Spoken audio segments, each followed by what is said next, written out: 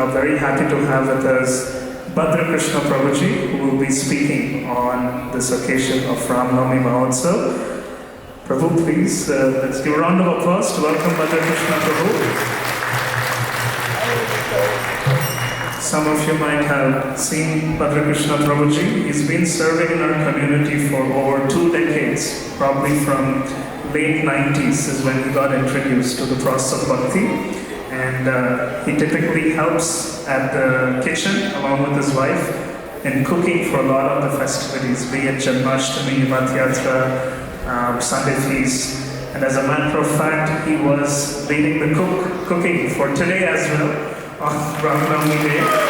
And this is Prabhu's first time speaking at our temple, so we're very honored and excited to hear from Prabhu. So as Vasatma Prabhu guidance, let's once again welcome Bhadra Krishna Prabhu on this occasion of Rama. So we'll start with bhajan, followed by class.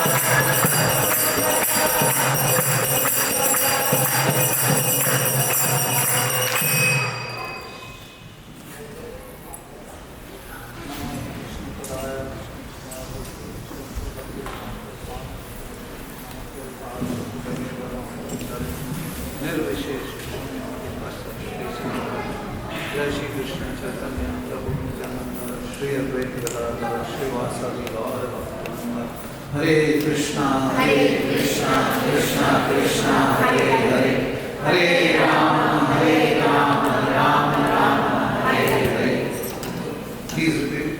Om Namo Bhagavate Vasudevaya. Om Namo Bhagavate Vasudevaya. Om Namo Bhagavate Vasudevaya. Om Namo Bhagavate Vasudevaya. Om Namo Bhagavate Vasudevaya. Om Namo Bhagavate Vasudevaya. Hare Krishna. Hare Krishna. Welcome everyone on this auspicious festival of Sri Navami. So we'll chant 3 times. Jai Shri Ram. Jai Shri Ram. Jai Shri Ram. Jai Shri Ram. Lovely. Jai Shri Ram. Jai Shri Ram. Very good. So we'll talk about why Ramayana is very dear to us. It's very important in our lives. And we'll also reflect on some of the pastimes from the Ramayana. We celebrate different festivals like Janmashtami, Sri Navami as we are doing today. And to honor the Lord and His divine appearance. And Srila Prabhupada reminded us several times that the Lord's pastimes are actually very important for sadhakas like us. So before we glorify Lord Ram, let's pause for a moment and understand why this epic is important for us and for our lives, and why we should imbibe the qualities of Lord Ram, following his footsteps, and how it helps us to develop love for the Lord. So Ramayana is not just an old story. It's actually a living guide for our soul. It shows us how to live with dharma, devotion and love for the Lord. It shows us the ideal character of Lord Ram. And it inspires us and teaches us seva, surrender and bhakti. Ramayana is not just to be heard, it's actually to be lived in our day-to-day lives. Each character represents a different quality that we must reflect on. Hearing with faith will definitely transform our heart. So we can say Ramayana is a sacred guide for human conduct and how it helps us in day-to-day life. And as we all know that Lord Ram performs many wonderful pastimes. And every time we hear these pastimes, something remarkable happens. We discover a completely new angle and a deeper meaning that we have not heard before or not reflected upon before. And as we dive into these pastimes, they reveal more to us. So, let's look at some of the important aspects. As humans, we generally look for our basic needs. And once these needs are fulfilled, then we look for entertainment. And to satisfy our desire for entertainment, we go to movies, we see dramas, we go to different shows and events. And obviously, billions of dollars are being spent on the entertainment industry. So, some of us spend money to get entertainment. And some earn money by providing this entertainment. So everybody has a different perspective and a way of living life and doing things. And we always seek variety because we are not satisfied with what we have. So we look for enjoyment, we look for tragedy, mystery, entertainment, suspense, love, and also conflicts. Right? So everything happens in our life. And we see conflicts are going on right now all over the world. The whole world is we don't know what's in store for us tomorrow. So this gives us all the more reasons to take to spirituality. And we find all these in different sources. But Ramayana gives all the different angles in one divine story. Right? So if someone is fond of comedy, he can find it in Ramayana.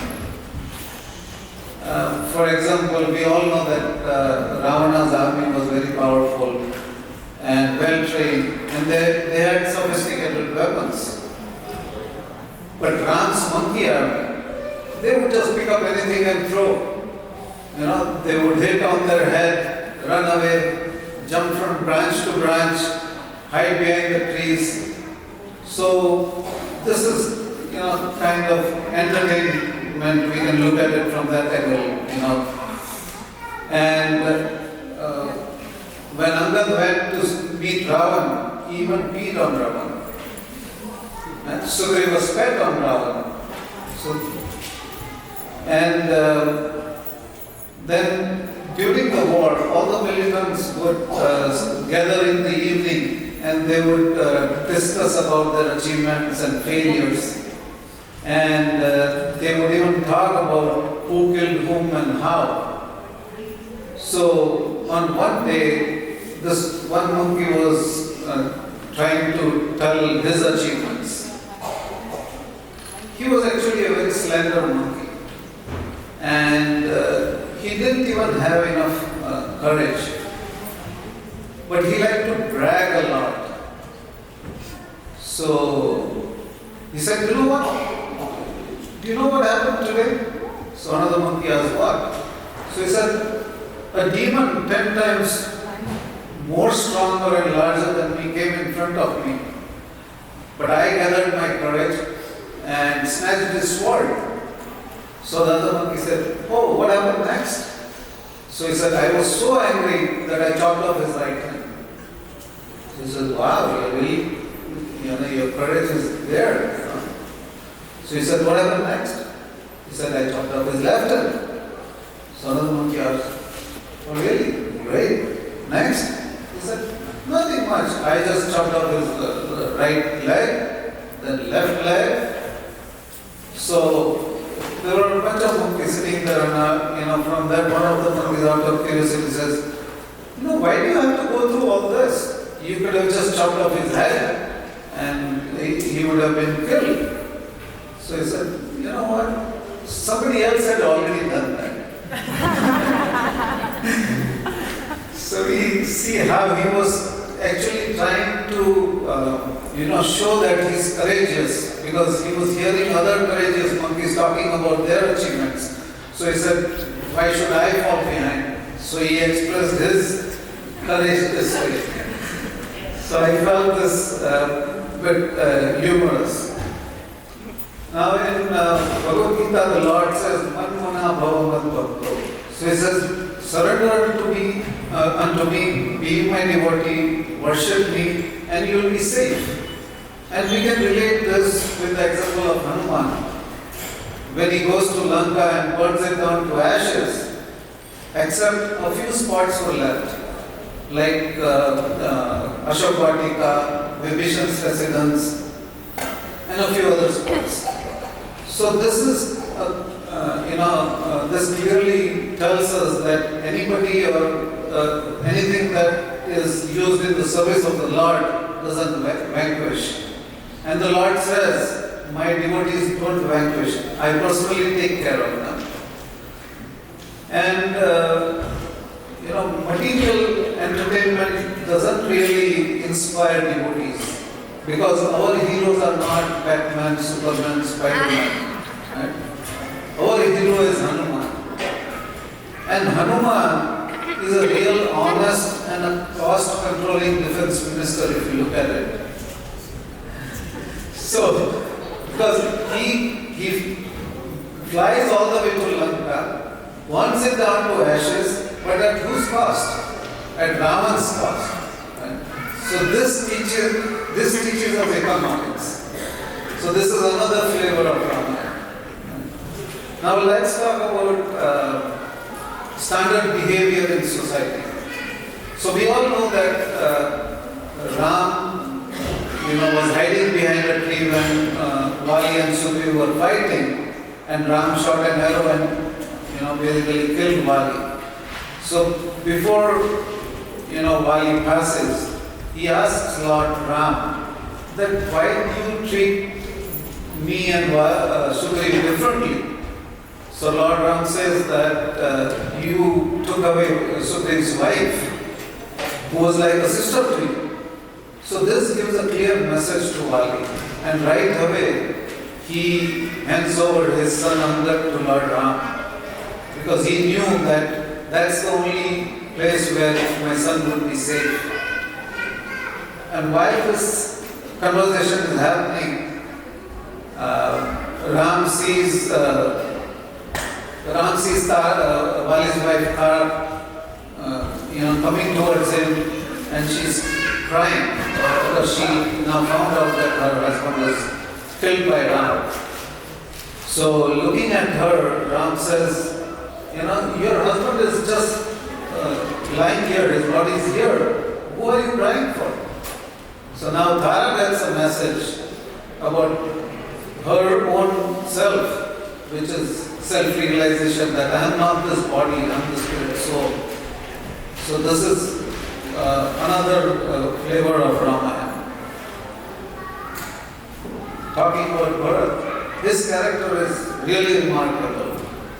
So when Ram was, leaving for the forest, he asks Bharat to, be the king and take over the kingdom.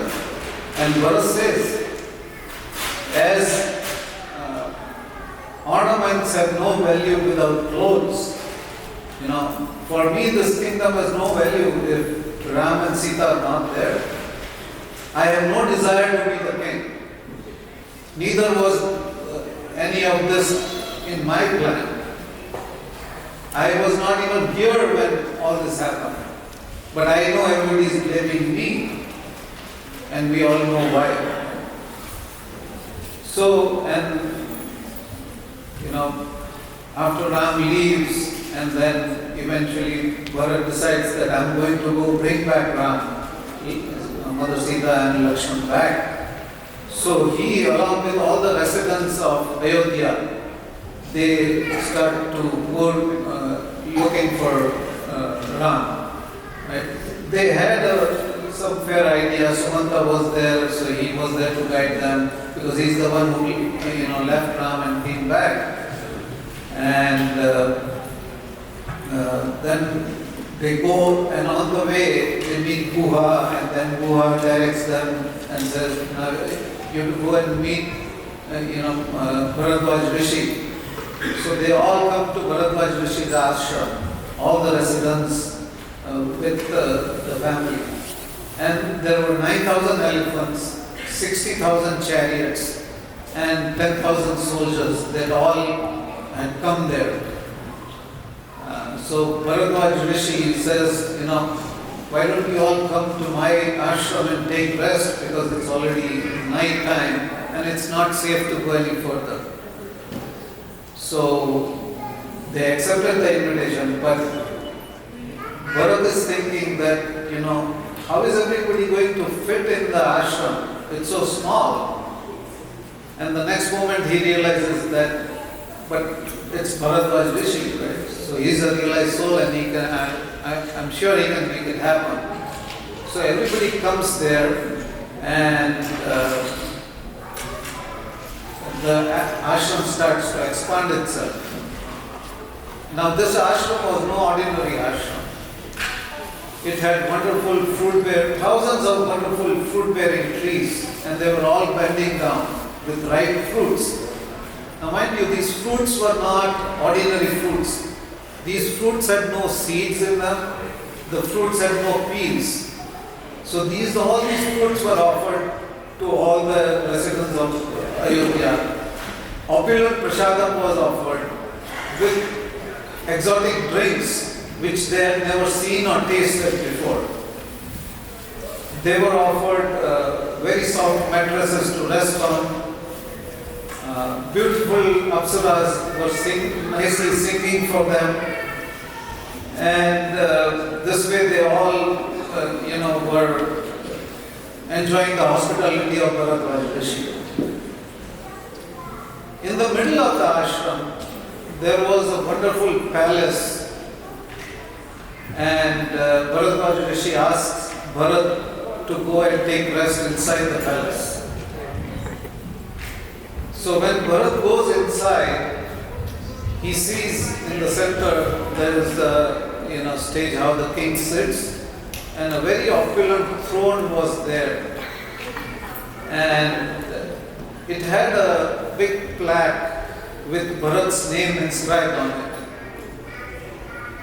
And as Bharat was surrendered and he had no desire of this kingdom or sitting on a throne, so he goes up to the throne, and while going up, he's thinking and talking to himself that I'm not worthy of sitting on this throne. This is where Lord Ram should be sitting.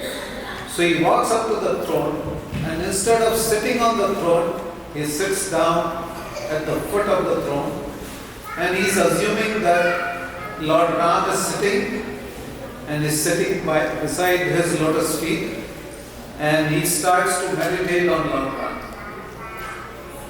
And he sits there all night meditating on Lord Ram. He doesn't sleep while everybody else is taking rest. And in the morning when it was time to leave, so everybody thanks Bharadwaj Rishi for his opulent arrangements and royal treatment that they all were given. And Bharadwaj Rishi tells Bharat that I know you all were tired when you came at night, so I didn't ask you. But would you be kind enough to introduce me to everyone that has come with you? So Bharat says, sure. And before that, Bharat asks Bharadwaj Rishi if he can guide them how they can, how and where they can go to meet Lord Ram, because Bharadwaj Rishi obviously knew. So he said, sure, I'll do that, but first, if you can introduce me. So he said, sure, and he points to Mother Kaushalya and he said, this is Mother Kaushalya, Lord Ram's mother. This is Mother Sumitra, Lakshmanan's, Shatrugna's mother. And then he didn't even look, and he just pointed and he says, you see this lady? Because of her, we are in this situation today. Because of her, my Lord Ram is in the forest. Because of her, my father passed away. And unfortunately, she's my mother, Kai. So, Bharadwaj Rishi says that I see that you introduced everyone else very nicely, but I notice that you have a lot of anger in your heart for your mother, Kai. So Bharat says, shouldn't I have this anger for what she has done? So Bharadwaj Rishi says, I can understand your state of mind, but as you can see, she is already feeling so guilty about what she has done. And you can see there are tears in her eyes. So in my opinion, you should forgive her. Everybody makes mistakes. So please forgive her. It's my humble request to you. So Lakshman goes to his mother, and the first thing he says that whatever you have done is not worthy of any forgiveness. Just because Bharadwaj Rishi is requesting me and telling me, I'm going to forgive you. And he falls down at her feet, forgives her, embraces her with love.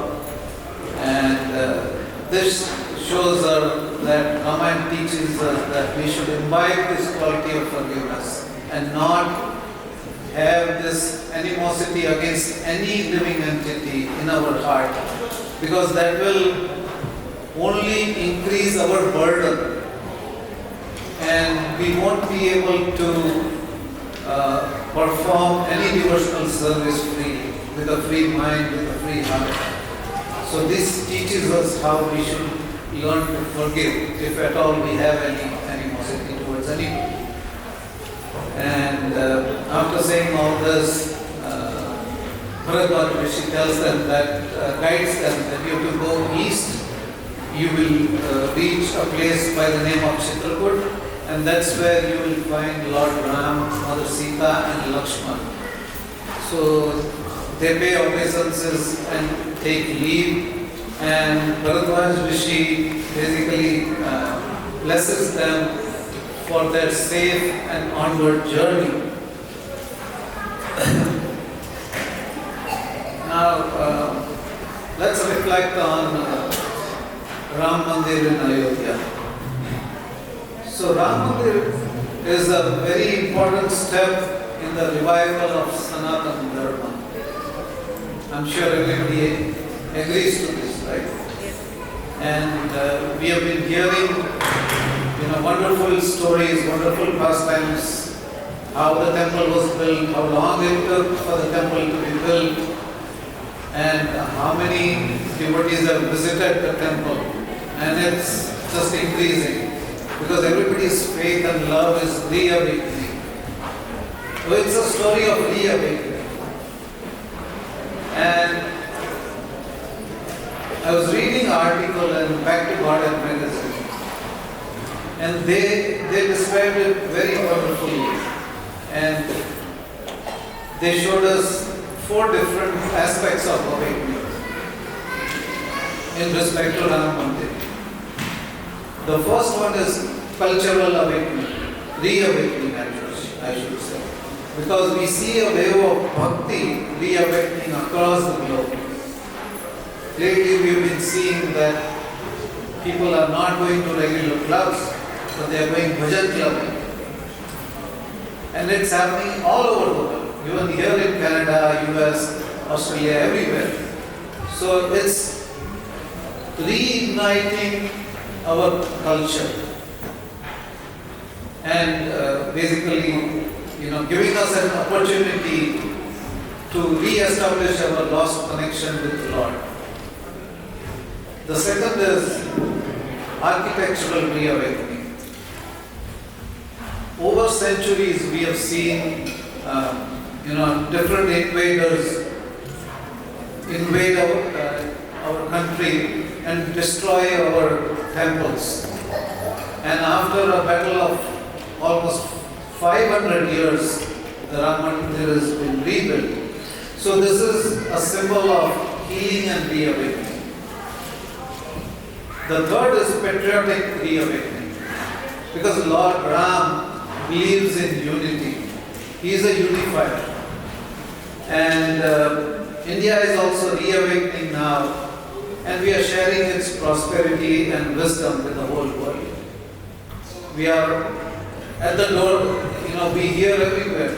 We hear all acharyas and sadhus talking about India becoming the Vishwa Guru. And they are saying we are at the doorstep of becoming a Vishwa Guru, maybe in the next few years down the line. We will see this happening. And last but not the least, they're talking about spiritual reawakening. So like Lord Ram, we must fight for dharma. We must not fight for power. Because power is not going to get us anywhere if dharma is not there. Earlier the kings were all pious, they were spiritual, and they were ruling their kingdom. And that's why everybody was so happy, so prosperous. And Srila Prabhupada always said that there is no use for crying for world peace unless there is no awakening of spirituality in our own hearts. So this is spiritual awakening. And this also basically, tells us how we should imbibe, any quality that we can pick from this in our day-to-day lives. That will help us, connect with the Lord, that will deepen our faith in the Lord. And that will also, increase our, I shouldn't say increase, it will basically put us on the right path to perform more devotional service with faith. So to summarize, we talked about the Lord's pastimes. So every time we hear, it reveals a different approach, a different angle, and brings us closer to the Lord. Then we talked about Rama being a complete guide, a guide for humanity, guide for our life.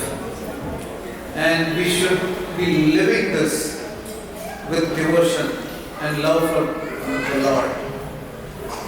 Then we talked about different flavors.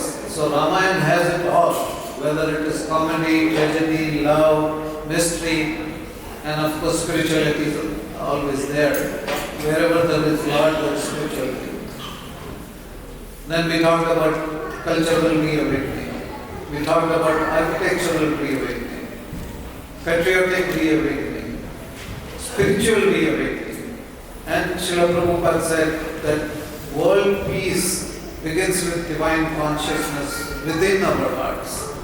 So unless and until we don't open our hearts and allow the Lord to reside there, that awakening will not happen. But before that, we have to get rid of our anarthas. And how do we get rid of our anarthas? Chaitanya Mahaprabhu has given us a wonderful medium of chanting the holy name of the Lord. Hare Krishna, Krishna Krishna, Hare Hare, Hare Rama, Rama Rama, Hare Hare. How difficult is that? All we have to do is chant with full faith, full surrender, and with full devotion. And the Lord says, I'll be there for you. Because wherever the Lord's names are being chanted, wherever the Lord is being glorified, the Lord is present Himself in His form of deities. So He is there to guide us. He is there to protect us. As He says in Bhagavad Gita, Manmana Bhavamat Bhakta, my devotees will never vanquish. So the Lord is always there. And He is standing there for us 24/7. It's all that we have to take the first step. Because the Lord says that I will reciprocate to the degree you surrender. So let's all, take a vow, if we can, to imbibe and follow in the footsteps of Bharat Maharaj. And pray to the Lord to give us the courage that we are able to, surrender ourselves at His lotus feet and perform devotional service. And I've just ended by saying that if we want Ram Rajya, then we have to establish the Lord in our hearts. Hare Krishna. Hare Krishna. Jai Shri Ram. Jai Krishna Bhagwan ki Jai.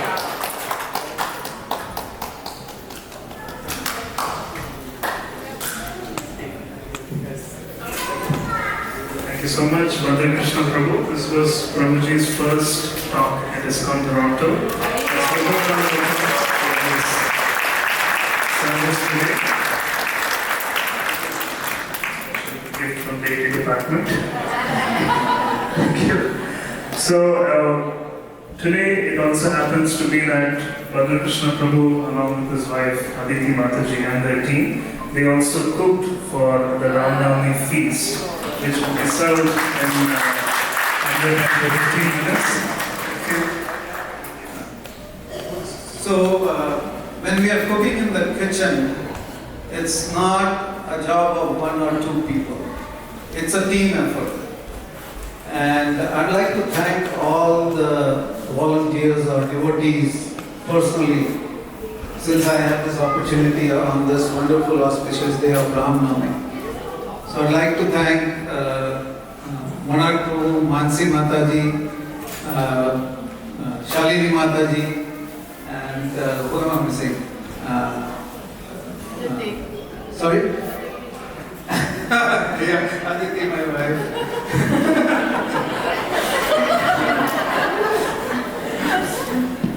And Raju Prabhu, Hardik Prabhu.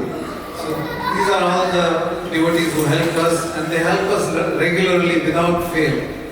So thank you very much for being there and helping us. Thank you. Thank you very much once again to Mother Krishna Prabhu and their team. So we move to the next part of today's